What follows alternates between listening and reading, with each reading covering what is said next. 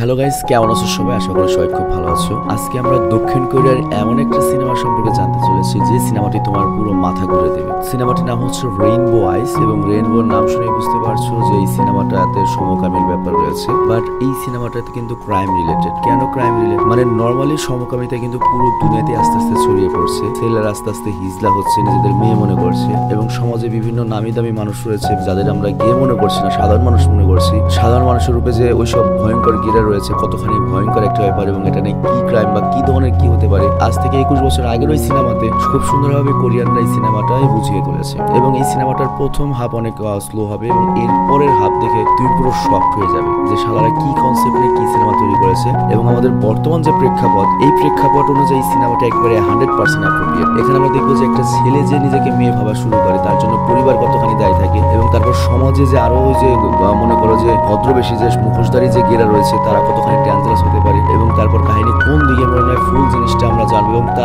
এবং তারপরে এই ফুল সিনেমাতে আমাদের কি মেসেজ দেওয়ার চেষ্টা করা হয়েছে সেটা আমি ডিকোড করে তোমাদেরকে বলবো এবং তারপর আমার পার্সোনাল অপিনিয়নও দেবো। তো চলো আমরা কথা না বলে রেইনবো আইস নামে IMDb-তে 10-7 রেটিং পাওয়া এই সিনেমাটা সম্পর্কে খুবই সংক্ষেপে জেনে আসি। তো সিনেমার শুরুতে আমরা অ্যালেক্স নামের একটা ছেলেকে দেখতে পাই যে হচ্ছে আমাদের এই সিনেমার মেইন চরিত্র। তবে আমি তোমাদের কাছে একটা ক্ষমা চেয়ে নিচ্ছি, সেটা হচ্ছে এটা অনেক আগের সিনেমা, এটার HD ভার্সন আমরা পাইনি। তো এই জন্য এক্সপ্লেনের যে ভিডিওগুলো এটা একটু কম ক্লিয়ার বা একটু ঘোলা হতে পারে, অনেক আগের সিনেমা। তবে নিশ্চিত থাকো কাহিনী 100-100।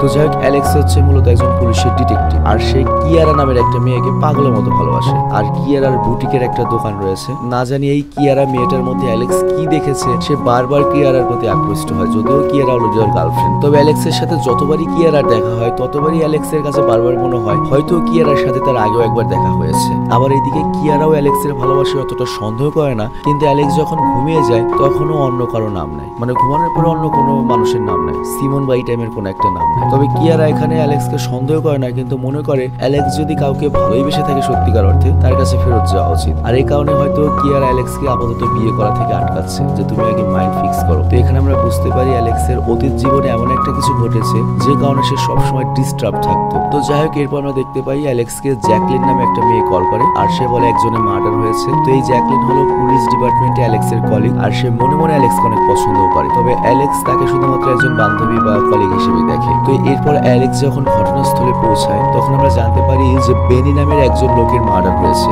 আর ওই লোকটা অনেক বেশি ধনী ছিল, অনেক প্রভাবশালী ব্যক্তির সন্তান আর তার নিজের একটা জিমও রয়েছে এবং ওই জিমের মধ্যেই তাকে অনেক খারাপভাবে মার্ডার করা হয়েছে এবং বেনিকে মোট 20 বার চাকুতে আঘাত করা হয়েছে। আর ওই জায়গাতে জ্যাকলিন নামের ওই মেয়ে যে পুলিশ ডিটেকটিভ, সে একটা ক্যামেরা খুঁজে পায় আর ফরেনসিক এক্সপার্টরা বেনির নখ থেকে লম্বা চুল এবং রক্ত পায় এবং বেনির ফোনের শেষ কলটি ছিল তার গার্লফ্রেন্ড ডোনা নামের একটা মেয়ের এবং বেনির মৃত্যুর 15 মিনিট আগে ডোনার সাথে তার কথা হয়েছিল। তবে বেনি তার মৃত্যুর পরে তার যে প্রপার্টি রয়েছে সেটার মালিকানা আবার ডোনার নামে করে দিয়েছিল। তো সেই হিসেবে বেনি মারা গিয়েছে, এখন আলটিমেটলি ডোনা এটার মালিক। তো এই জন্য পুলিশের সন্দেহ যায় ডাইরেক্ট ডোনার উপরে। তো এরপর অ্যালেক্স করে কি ডোনাকে জিজ্ঞাসাবাদ করার জন্য ওর নাইট ক্লাবে যায়, কিন্তু ডোনা এখানে একেবারেই ঠান্ডা মেজাজের একটা মেয়ে। বেনির মৃত্যু তোর একটুও কষ্ট নেই এবং এত কুল একটা মেয়ে ডোনা, সে অ্যালেক্সকে বলে বেনির মৃত্যুতে আমার কিছুই যায় আসে না। আর তাছাড়া বেনির যখন মৃত্যু হয় আমি তখন আমার বাড়িতেই ছিলাম। বেনি খুবই খারাপ এবং ন্যাস্টিক প্রকৃতির একটা মানুষ, তবে ওকে যে আমি খুন করবো এরকম কোনো কারণ আমার কাছে নেই। আর আমি তো বেনিকে একটুও ভালোবাসতাম না। অ্যাকচুয়ালি আমি বেনির গার্লফ্রেন্ড হয়েছিলাম কারণ বেনির অনেক টাকা ছিল এই জন্য।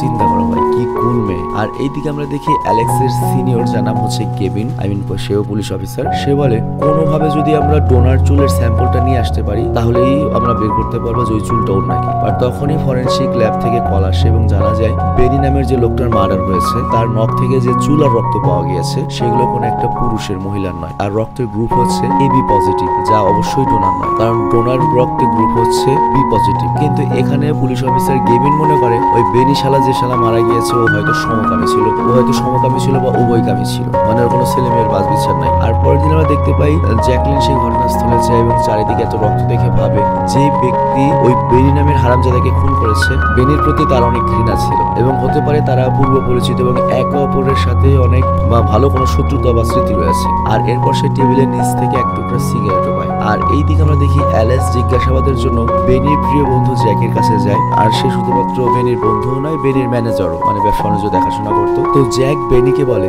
যখন বেনির খুন হয় তখন সে বাড়িতে ছিল। আর তখন অ্যালেক্স বেনির ক্যামেরার যে ছবিগুলো সেগুলো জ্যাককে দেখিয়ে বলে তোমার আর বেনির মধ্যে তো অবৈধ সম্পর্ক ছিল তাই না, শারীরিক সম্পর্ক ছিল। তো এই সব ছবি যে বেনি তুলেছে, এই এইসব ছবি দেখে জ্যাক নিজের উপরেই নিজে রেগে যায়, মানে কোনো উত্তর দিতে পারে না। মানে বুঝতে পারছো, এই জ্যাক আর বেনি যে দুইটা মারা গিয়েছে তারা দুইটাই উপগামী এবং এরকম